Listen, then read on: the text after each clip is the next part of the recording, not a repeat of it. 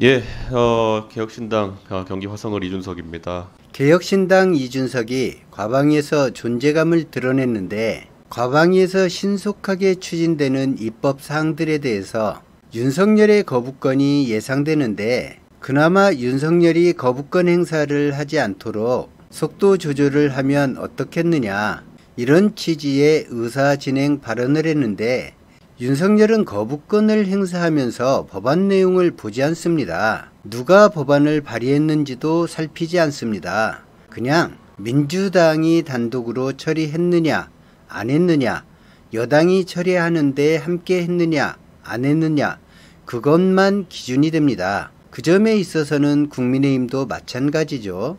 5월 말에 윤석열이 거부권을 행사했던 4가지 법안 중에 2가지는 국민의힘에서 발의한 것입니다. 국민의힘이 발의했고 민주당이 협조해서 만들어진 법안이라는 것이죠.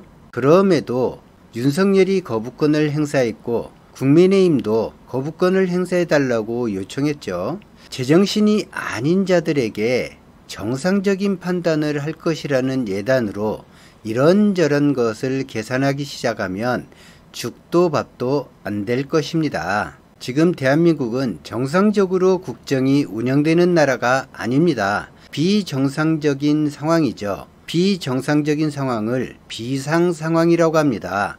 행정부가 비정상이다. 그러면 국회에서만이라도 비정상을 정상으로 바로잡으려는 비상대책이 필요하고 지금 더불어민주당이 추진하는 입법 속도전은 국가 시스템을 정상화시키려는 비상한 행동으로 보아야 합니다. 이준석의 발언은 사실 흠잡을 것이 없습니다. 맞는 말이죠. 상대가 정상적이라면 맞는 말입니다. 그러나 윤석열 정부나 현재 국민의힘이 정상적이다라고 보기에는 문제가 있죠. 이에 대해서 최민희 위원장은 어떤 반응을 보였을까요? 예, 특별히 이준석 위원님이 주신 말씀은 우리가 추구해야 될 굉장히 중요한 가치입니다. 그리고 국회가 협치로 운영해야 한다는 것 또한 중요한 가치이고 법안을 심사하는 과정에서 저희가 좀 더 신중하게 해야 한다는 점도 충분히 일리 있는 말씀입니다. 그러나 이 법안이 최민희 위원장의 결론까지 듣기 전에 이준석 의원이 어떤 발언을 했는지 먼저 들어보는 것이 순서일 것 같습니다.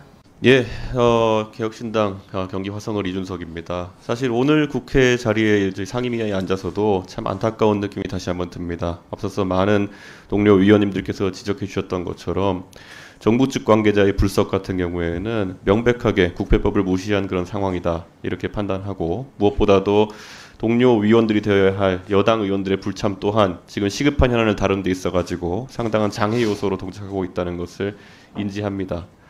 그럼에도 불구하고 지금 저희 앞에 놓여진 특히 방송관계 현안들 같은 경우에는 언론의 자유를 위해서 매우 중요한 현안이기 때문에 이것이 실질적으로 언론의 자유를 지킬 수 있는 방향으로 저희가 위원회를 운영해야 된다는 생각도 보태고 싶습니다.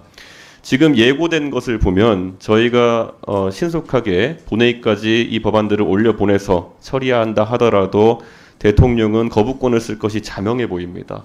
그렇다고 했을 때 이 법안들은 논의되고 있는 특검법이나 이런 것과 달리 과거가 아니라 미래를 재단하는 법이고 그리고 무엇보다도 이 사안에 대해 가지고는 거부권을 행사하는 것에 대해 가지고 국민의힘 의원들이 반발할 가능성이 조금 더 낮다고 저는 판단합니다. 그렇기 때문에 실질적으로 8월부터 진행될 공영방송의 이사진과 그리고 사장 선임 등의 절차에 있어 가지고 효과를 나타내기 위해서는 이 법안이 거부권, 제2요구권 행사 가능성을 최대한 낮은 형태로 저희가 협상해야 되는 것이 아닌가 그런 생각을 하고 있습니다. 그래서 다시 한번 국민의힘 의원들이 이런 저희 상임위의 절차에 협조할 것을 촉구하는 한편 그리고 위원장께서도 이 법안이 빠르게 올라가는 것보다 어떻게 하면 제2요구권에 영향을 적게 받을 수 있는지 염두에 두고 앞으로의 의사일정을 진행해 주셨으면 하는 바람이 있습니다. 그리고 그것이 참 어려운 일을 알기 때문에 제가 위원장님께 이런 부탁을 드리면서도 죄송하다는 말씀이지만은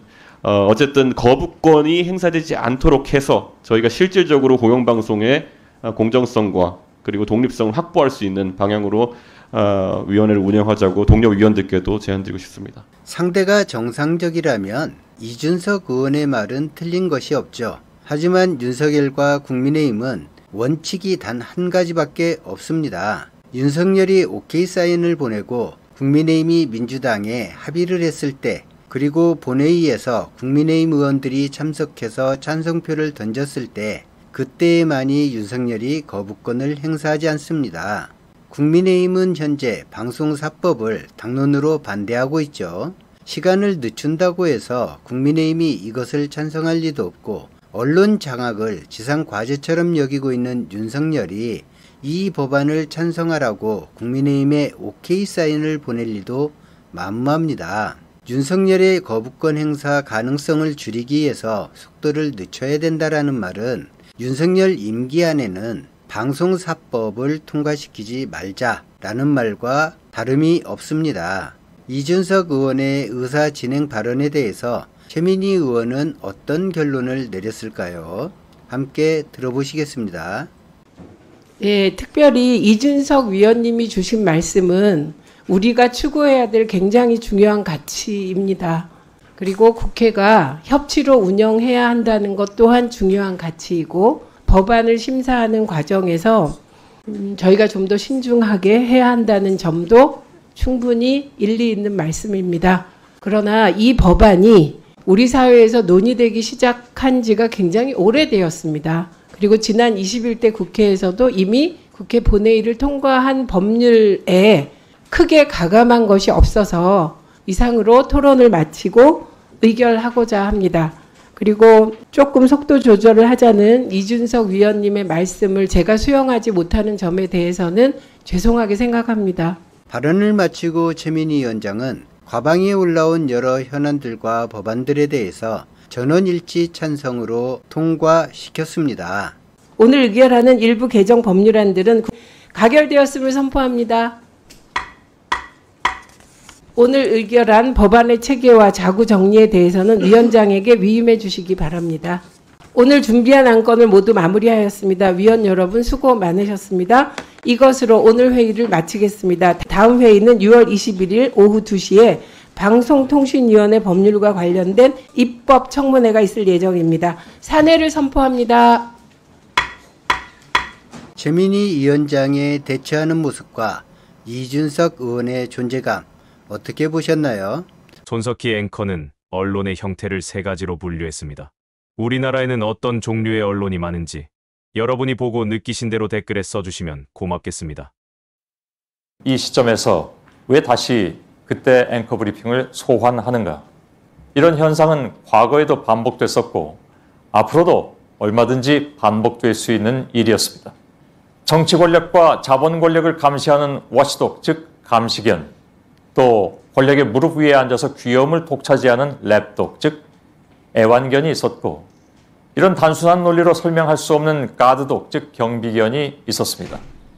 경비견은 이미 그 자신이 기득권에 편입돼서 권력화됐고, 자신의 이익을 지키기 위해서는 때론 자신이 경호해왔던 그 권력마저 공격한다는 것이었습니다. 오늘 영상은 여기까지 하겠습니다.